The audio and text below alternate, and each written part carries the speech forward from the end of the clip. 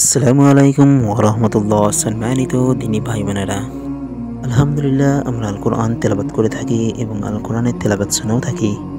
কিন্তু আল্লাহ তাআলা আল কোরআনের মধ্যে কী বলতে চেয়েছেন সে বিষয়ে আমাদের জানা একান্ত প্রয়োজন।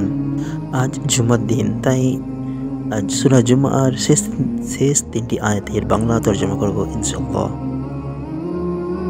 আল্লাহ তাআলা সূরা জুমার শেষ তিনটি আয়াতে বলেছেন, হে মুমিনগণ, জুমার দিন যখন নামাজের জন্য ডাকা হয় তখন আল্লাহর স্মরণের দিকে শীঘ্র ধাবিত হও, ক্রয় বিক্রয় পরিত্যাগ করো, এটাই তোমাদের জন্য অতি উত্তম যদি তোমরা জানতে।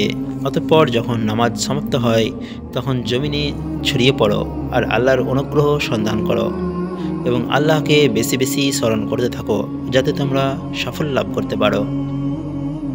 তারা যখন ব্যবসায় অথবা ক্রীড়া কৌতুক দেখে তখন তারা সেদিকে ছুটে যায় আর তোমাকে রেখে যায় দাঁড়ানো অবস্থায়। বলো বলো আল্লাহর কাছে যা আছে তা ক্রীড়া কৌতুক ও ব্যবসার চেয়ে উত্তম, আর আল্লাহ সর্বাপেক্ষা উত্তম রিজিকদাতা।